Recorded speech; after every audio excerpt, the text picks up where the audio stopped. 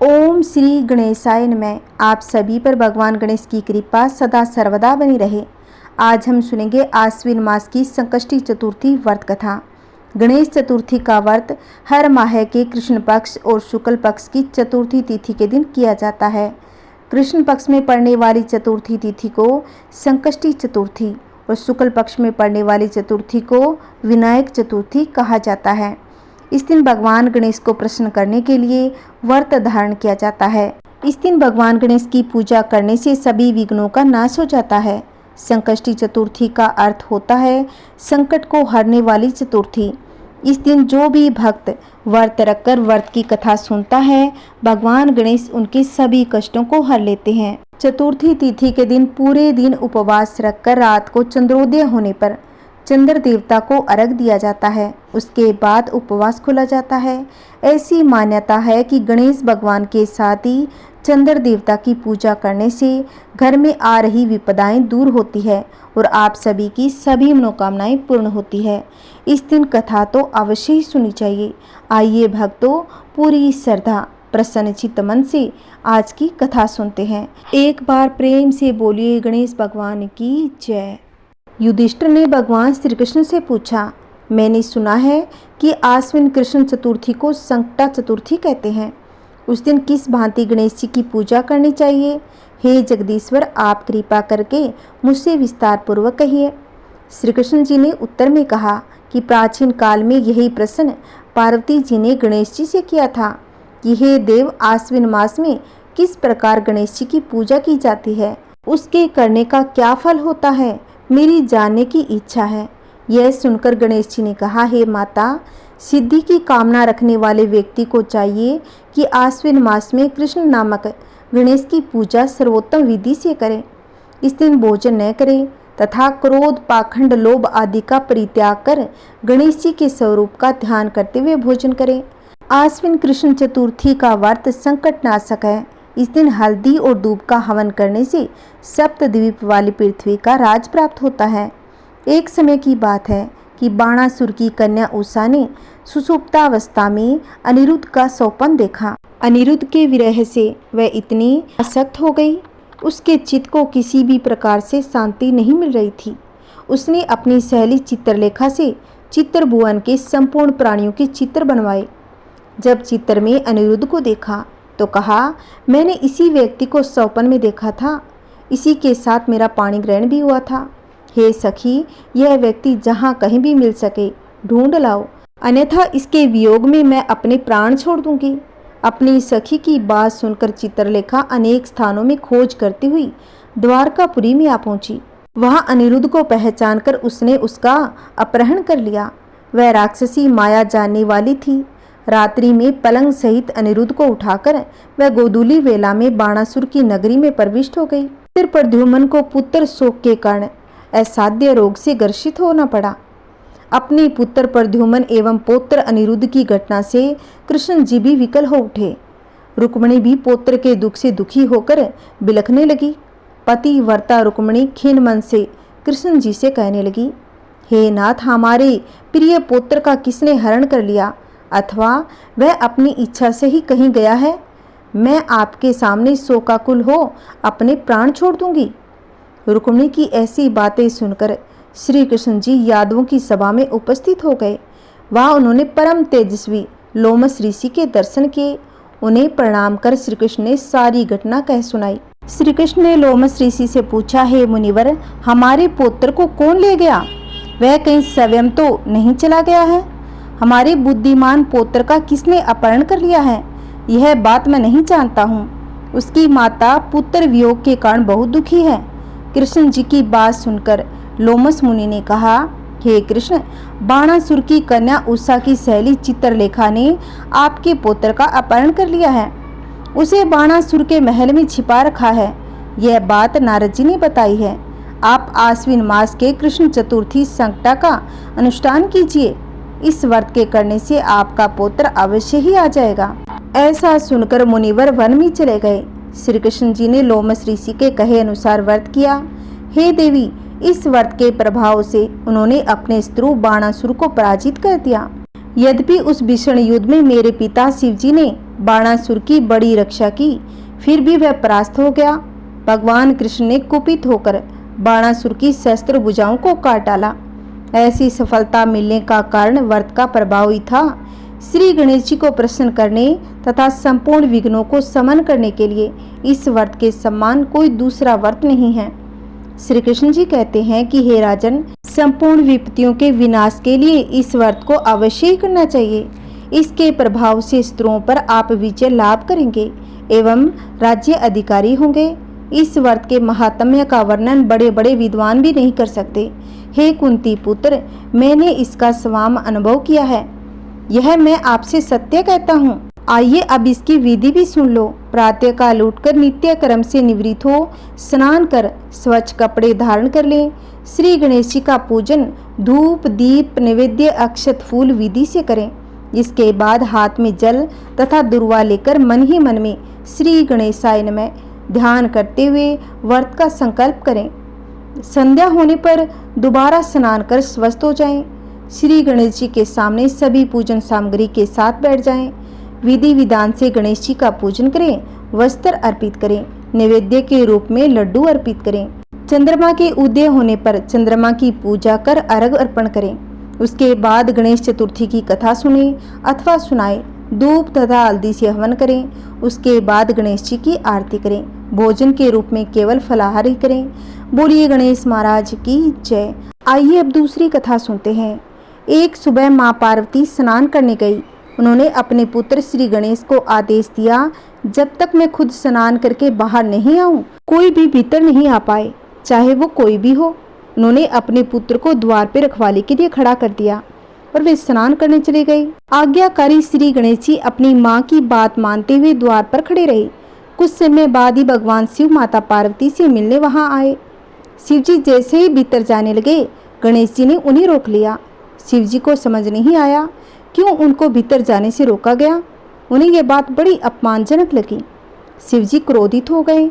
उन्होंने क्रोध में आकर गणेश जी पर त्रिशूल का वार कर दिया, जिससे गणेश जी का सिर शरीर से अलग होकर दूर जा गिरा।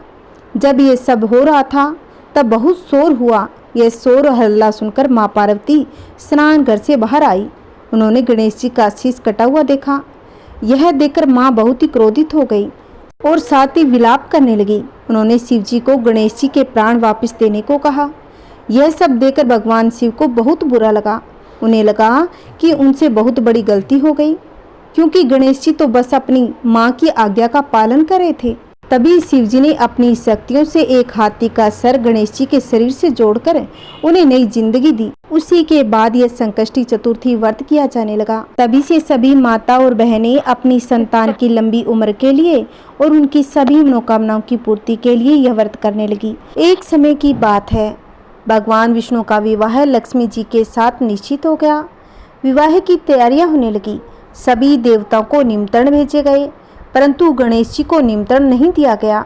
जो भी रहा होगा, अब भगवान विष्णु की बारात जाने का समय हो गया। सभी देवता अपनी पत्नियों के साथ विवाह समारोह में आए। उन सब ने देखा कि गणेश जी कहीं दिखाई नहीं दे रहे थे। तब वे आपस में चर्चा करने लगे, क्या गणेश जी को नहीं न्योता या स्वयं गणेश जी नहीं आए। सभी को इस बात पर आश्चर्य होने लगा। तभी सबने विचार किया कि विष्णु भगवान से ही इसका कारण पूछ लिया जाए। विष्णु भगवान से पूछने पर उन्होंने कहा, हमने गणेश जी के पिता महादेव को न्योता भेजा है।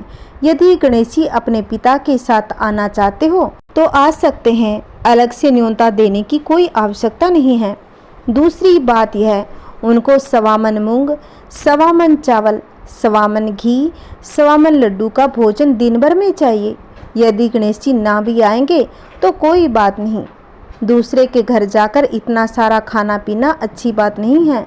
इतनी वार्ता कर ही रहे थे, किसी एक ने सुझाव दिया, यदि गणेश जी आ भी जाएं तो उनको द्वारपाल बनाकर बैठा देंगे कि आप घर की देखभाल करना, आप तो चूहे पर बैठकर धीरे धीरे चलोगे, बारात से बहुत पीछे रह जाओगे। यह सुझाव भी सबको पसंद आ गया, तो विष्णु भगवान ने भी अपनी सहमति दे दी। होना क्या था, इतने में गणेश जी वहाँ आ पहुँचे। उन्हें समझा बुझाकर घर की रखवाली करने बैठा दिया। बारात चल दी।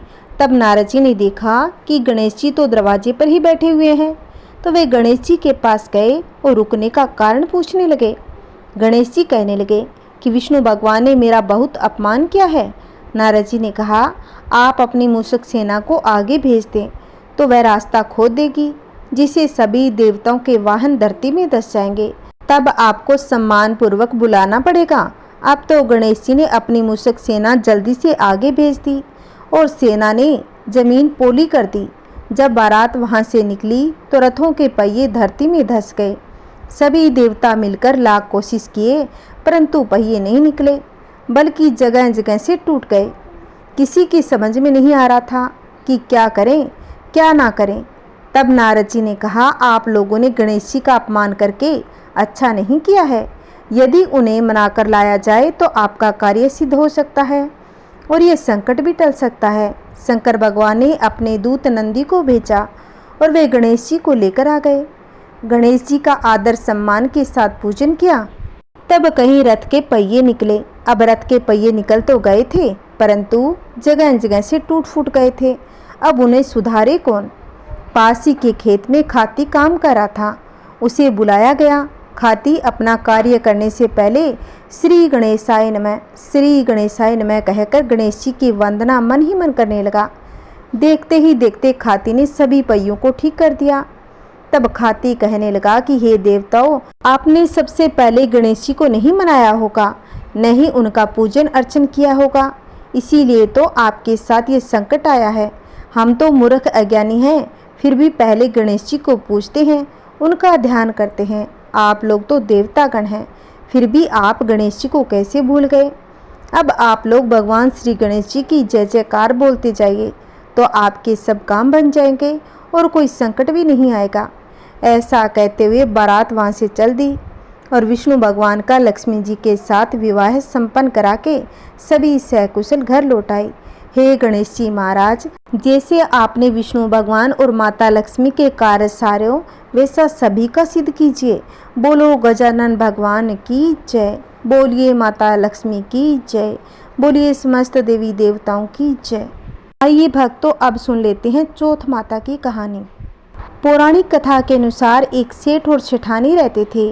उनके एक बेटा और एक बेटे की बहू थी। बहू सबको भोजन करा के फिर स्वयं भोजन करती। एक पड़ोसन ऐसी भी थी, रोज पूछती कि बहू आज क्या बनाया, क्या खाया। बहू कहती ठंडो बासी। एक दिन उसके पति ने ऐसा सुनकर विचार किया कि आज तो पकवान बनाया जाए, फिर देखें कि मेरी पत्नी क्या कहती है। उसने तरह तरह के पकवान बनवाए। घर के सभी लोगों ने एक साथ बैठकर भोजन किया। आज भी पड़ोसन ने पूछा तो बहू ने कहा वही ठंडो बासी। सेठ के लड़के ने सोचा हो न हो कोई तो बात अवश्य ही है जिससे कि मेरी पत्नी ऐसा कहती है। उसने पत्नी से पूछा तुम रोज ठंडो बासी खाया ऐसा क्यों कहती हो, जबकि अपने सबने एक साथ बैठकर कई तरह के पकवान खाए। उसकी पत्नी बोली अपन जो खा रहे हैं वह बाप बूढ़ों की कमाई है। जिस दिन आप कमाकर लाओगे उस दिन मैं समझूंगी कि ताज़ा भोजन कर रहे हैं। अब एक दिन लड़के ने माँ से कहा कि माँ मैं एक बड़े शहर में कमाई करने जा रहा हूँ। तब माँ बोली बेटा अपने पास तो इतना धन है कि खाए भी नहीं घटेगा। माँ के मना करने पर भी बेटे ने स्वयं कमाने का दृढ़ निश्चय कर लिया। वो जाते समय पत्नी से कहा मैं जब तक कमाकर बहुत सारा धन लेकर ना आ जाऊं तुम चूल्हे की आग मत बुझने देना। एक दिन चूल्हे की आग बुझ गई तो वह मन ही मन घबराने लगी, कहीं मेरे पति पर संकट तो नहीं आन पड़ा, जल्दी से पड़ोसन से आग लाकर चूल्हे में रख दूं। ऐसा विचार करके पड़ोसन के पास गई। वहां पड़ोसन चौथ माता का व्रत पूजन कर रही थी। पड़ोसन ने कहा थोड़ी देर में आके ले जाना। बहू ने पड़ोसन से पूछा आप यह व्रत क्यों करती है, इससे क्या मिलता है। पड़ोसन ने कहा चौथ माता के इस व्रत को करने से अन्न लक्ष्मी मिले और अपनी मनोकामना पूरी हो। अब बहू भी चौथ माता का व्रत करने लगी। दीवार पर चौथ माता बनाई। उस दिन घी गुड़ का चूरमा बनाकर रात्रि को चंद्रमा को अर्घ देकर भोजन करती। ऐसा करते करते बहुत दिन बीत गए। चौथ माता ने उस बहू के पति को सपना दिया कि साहूकार का बेटा तू जागे कि सोवे, तेरी पत्नी तुझे बहुत याद करती है, घर जाकर उसकी चिंता मिटा, तू दुकान खोलकर कंकु केसर का पगलिया बना के बैठ जाना। आज तेरा हिसाब किताब चुकता हो जाएगा। वैसा ही हुआ। उसने घर जाने की तैयारी की और गाड़ी भर के धन दौलत लेकर चल दिया। रास्ते में एक बड़ा सा काला नाग फन फैलाए बैठा था और कहने लगा, आज तो मैं तुझे डसूंगा, छोड़ूंगा नहीं। आज तेरी आयु पूरी हो गई है। सेठ ने लड़के से कहा, आज चौथ माता ने मुझे सपना दिया तो मैं पत्नी से मिलने जा रहा हूँ। वहाँ मेरी पत्नी बहुत चिंता कर रही है। मैं उससे मिलकर जरूर आऊँगा, तब तुम मुझे डस लेना। नाग ने कहा, तुम सप्तपूर्वक कहकर जाओ तो मैं तुम्हें जाने दूंगा, परंतु लौटकर नहीं आए तुम्हारे घर जाकर मैं तुम्हें डस लूंगा। इस प्रकार सर्प को वचन देकर वह अपने घर पहुंचा। वहां सभी से हंसी खुशी से मिला और भोजन करने उदास होकर बैठ गया। उसकी पत्नी ने उदास होने का कारण पूछा तो पति ने काले नाग वाली बात बताते हुए कहा, यदि मैं उसके पास नहीं जाऊंगा तो वह घर आकर ही मुझे डस लेगा। पत्नी बहुत ही चतुर थी। उसने कहा, आप घबराइए नहीं, लेट जाओ, मैं एक उपाय करती हूँ। पत्नी ने कमरे की 7 पेड़ियाँ धोई। पहली पेड़ी पर रेत, दूसरी पर इत्र, तीसरी पर गुलाल फूल, चौथी पर कंकु केसर, 5वीं पर लड्डू पेड़ा, 6ठी पर गादी गलीचा, 7वीं पेड़ी पर दूध का कटोरा भरकर रख दिया। इस प्रकार वह 7 ही पेड़ियाँ सजाकर बैठ गई। आधी रात होते ही नाग आकर पेड़ी चढ़ने लगा। पहली पेड़ी पर रेत पर लोटपोट हुआ और कहने लगा, सेठ की बहू ने आराम तो बहुत दिया, पर वचनों से बंध कर आया हूँ, सो डसूंगा तो अवश्य ही। इसी प्रकार 7 पेड़ियों पर नाग आराम करता हुआ और कहता हुआ कि डसूंगा जरूर। कमरे में जाने ही वाला था कि चौथ माता ने विचार किया, मैं इसे नहीं बचाऊंगी तो संसार में धर्म कर्म और व्रत पूजन को कौन मानेगा। अब तो गणेश जी, चंद्रमा जी और चौथ माता ने उसे बचाने का विचार कर लिया। चंद्रमा जी ने उजाला किया, चौथ माता ढाल बनी और गणेश जी ने तलवार लेकर नाग को मार दिया और ढाल से ढक दिया। अब बहू भी थकी हारी सो गई। दिन उगा तो लोग बेटे से मिलने आए, परंतु बेटा बहू तो उठे ही नहीं थे। बहुत देर हो गई तो माँ उन्हें उठाने गई। माँ ने 7 पेड़ियों पर जो कुछ देखा बहुत घबराई और बेटा बहू को आवाज लगाई। बेटा बहू उठे तो देखा कि एक ढाल तलवार वहां पड़ी है। अब ढाल उठाई तो वहीं काला नाग मरा हुआ पड़ा। बेटा बहू ने सोचा कि आज तो धर्म कर्म ही आड़े आ गए, जो भगवान गणेश जी और चौथ माता ने अपनी रक्षा की। हे चौथ माता, आपने जैसी सेठ के बेटे बहू की रक्षा की वैसी सबकी करना। बोलो चौथ माता की जय। एक बुढ़िया माई थी, उसके गवालिया बछालिया नाम का बेटा था। बुढ़िया माई बेटे के लिए 12 महीनों की 12 चौथ करती थी। बेटा जंगल से लकड़ी लाता और दोनों माँ बेटा उनको बेचकर गुजारा करते थे। बुढ़िया माई रोजाना लकड़ियों में से 2 लकड़ी अलग रख लेती और चौथ के दिन बेटा से छुपकर बेचकर सामान लेकर आती। फिर 5 चूरमा के पिंड बनाती थी, एक बेटे को खिलाती, एक आप खाती, एक चौथ माता के चढ़ाती व 2 बांट देती। एक चौथ के दिन बेटा अपनी पड़ोसन के घर गया। उसने चूरमा के लड्डू बना रखे थे तो उसने पूछा, आज क्या है? सो आपने चूरमा के लड्डू बनाए हैं। पड़ोसन बोली, मैंने तो आज ही बनाए हैं, तेरी माँ तो हर चौथ के दिन बनाती है, तुमको आज दिया था क्या? बेटा बोला, दिया तो था। पड़ोसन बोली, तुम लकड़ियाँ लेकर आते हो जिसमें से तेरी माँ छुपाकर बेचकर चूरमा बनाती है। बेटा माँ के पास गया और बोला, मैं तो इतनी मेहनत से लकड़ियाँ लेकर आता हूँ, तुम चूरमा करके खाती हो, तुम मुझको छोड़ दो या चौथ माता को। तो बुढ़िया बोली, बेटा मैं तो तेरे लिए ही व्रत करती हूँ, सो तुमको भले ही छोड़ दूँ, लेकिन चौथ माता को नहीं छोड़ सकती। तब बेटे ने घर छोड़ने का फैसला कर लिया। तो माँ बोली, तुम जा तो रहे हो, लेकिन मेरे हाथ का ये आखा लेकर जा, तेरे ऊपर जो भी संकट आएगा चौथ माता के नाम पर इन्हें पुकार देना, संकट दूर हो जाएगा।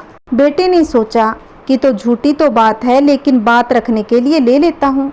घर से चला, थोड़ी दूर गया होगा और देखता है कि खून की नदी बह रही थी, किधर से भी रास्ता नहीं था। तब उसने माँ के दिए आंखें पुकार कर बोला, हे चौथ माता, अगर ये नदी सूख कर रास्ता दे दे तो तुम सच्ची हो। इतने में ही नदी सूख कर रास्ता दे देती है। थोड़ा आगे चलने पर तो रात होने लगी, सुनसान जंगल था।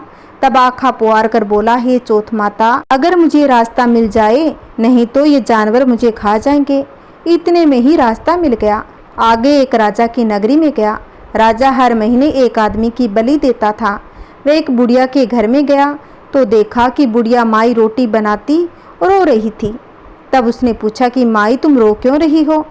बुढ़िया बोली, मेरे एक ही तो बेटा है, आज वो राजा की बलि चढ़ेगा, मैं ये रोटी उसके लिए बना रही हूँ। वो बोला कि माई ये रोटी मुझे खिला दो, मैं तेरे बेटे के बदले चला जाऊँगा। माई बोली, रोटी तो खिला दूंगी, लेकिन तुझे कैसे भेज दूँ? उसने उसे रोटी खिला दी। रात में सोते समय बोला, राजा का बुलावा आए तो मेरे को उठा देना। आधी रात को बुलावा आया। बुढ़िया माई सोचने लगी, पराए पूत को कैसे उठा लूं, कैसे बलि चढ़ा दूं, पर इतने में ही वह जग गया और जाने लगा। बुढ़िया माई से बोला कि मेरी पोटली और लाठी रखी है। बुढ़िया माई सोचने लगी, आज तक की कोई वापस नहीं आया, ये कैसे आएगा? राजा का आदमी उसे साथ लेकर चला गया। वहां पर उसे कच्चे घड़े पकने वाले आवा में चुन दिया। जब वो चुना जा रहा था तो उसने आँखा पुआर कर कहा, हे चौथ माता, जो संकट टाले ये भी टाल देना। इतने में आवा पककर तैयार हो गया। 2-3 दिन बाद आवा के पास बच्चे खेल रहे थे। बच्चों ने खेल खेल में आवा पर कंकरी मार दी। उसमें से आवाज आई। बच्चों ने राजा के आदमियों के पास जाकर कहा कि आवा पक गया। राजा के आदमियों ने सोचा, 6 महीने में पकने वाले आवा इतनी जल्दी कैसे पक गया? उन्होंने ये बात बताई। राजा ने जाकर देखा तो सारे बर्तन सोना चांदी के कलश हो गए। वे बर्तन उतारने लगे। अंदर से आवाज आई, धीरे धीरे उतारना, अंदर मानस है। राजा ने सोचा, इसमें से पहले तो कभी आवाज नहीं आई। राजा ने पूछा कि कौन हो तुम? तो उसने अंदर से ही कहा, मैं तो वही हूँ जिसे आपने 3 दिन पहले इसमें चुनकर बलि दी थी। उन्होंने खोलकर देखा तो अंदर तो वही आदमी था जिसे 3 दिन पहले उन्होंने इस आवा में चुनकर बलि चढ़ाया था। उन्होंने सारी बात बताई। उसे महल में ले जाया गया। राजा ने पूछा कि तुम कौन हो और बच कैसे गए? तो उसने कहा, मेरी माँ चौथ का व्रत करती थी, उसी की वजह से बच गया। तब राजा ने कहा, यह तो झूठ है, इसकी परीक्षा लेनी चाहिए। राजा ने 2 घोड़े मंगवाए। एक पर स्वयं चढ़ गया, दूसरे पर उसको चढ़ा दिया। उसके हाथों और पैरों में जंजीर डाल दी गई। राजा ने कहा, अब अपन जंगल की तरफ चलते हैं। अगर ये जंजीर खुलकर मेरे हाथ पैरों में आ जाएगी तो तुम्हारी माँ की चौथ माता सच्ची है। थोड़ी दूर चलने पर ऐसा ही हो गया। राजा के हाथ पैरों में जंजीरें जकड़ गई। फिर उस लड़के ने बड़ी मुश्किल से राजा को वापस राजमहल पहुंचाया और वो जाने लगा। तब राजा ने उसे रुकने का आदेश दिया। फिर राजा ने उसे अपनी बेटी के साथ विवाह करने के लिए कहा तो उसने शर्त स्वीकार कर लिया। राजा ने उसे वही महल में रहने के लिए अलग से सारे साधन उपलब्ध करवा दिए। वह राजकाज में सहयोग करने लगा। कुछ ही महीनों के बाद उसे घर की याद आई तो उसने अपनी पत्नी से कहा, आज तो बिजली मेरे गांव की तरफ चमक रही है। तो उसकी पत्नी यानी राजा की बेटी ने कहा, आपके गांव भी है? तो उसने कहा कि हाँ, क्यों नहीं। उसने अपनी माँ के बारे में बताया। फिर कहा कि गांव चलेंगे। दूसरे दिन सुबह से गांव के लिए रवाना हुए तो राजा ने खूब सारा धन देकर उन्हें विदा किया। गांव के समीप पहुंचने पर लोगों को पता चल गया उसकी माँ से बुढ़ापे में लकड़ियां तो कटती नहीं थी, इसलिए गोबर के उपले बनाकर उन्हें बेचकर जीवन यापन कर रही थी। वह उपले बीनकर ला रही थी तो उसी पड़ोसन ने बताया कि बुढ़िया माई, तेरे बेटे बहू आ रहे हैं। तो उसने कहा, मेरे भाग्य में बेटे बहू कहाँ? एक बेटा था जिसे तुमने लगा बुझाकर निकाल दिया। तो उसने कहा कि मैं सच बता रही हूँ, विश्वास नहीं हो तो देख लो। बुढ़िया ने छत पर जाकर देखा तो सच में गांव की तरफ एक लश्कर आ रहा था। घर आकर बेटे बहू ने पांव छुए। बेटे ने कहा कि माँ, तेरी चौथ माता के प्रभाव से मैं आज जिंदा हूँ। उसी दिन उसने पूरे गांव में कहलवा दिया कि कल मेरे घर पर सामूहिक भोजन है। दूसरे दिन सबको भोजन करने के बाद खूब सारे उपहार देकर कहा, चौथ का व्रत करें। चौथ माता जैसे उस बुढ़िया माई उसके बेटे को संकट से बचाया, वैसे सबको बचाना। कहानी कहते, कहानी सुनते, हुंकारा भरते, सबके घर में सुख शांति बनाए रखना। बोलिए चौथ माता की जय।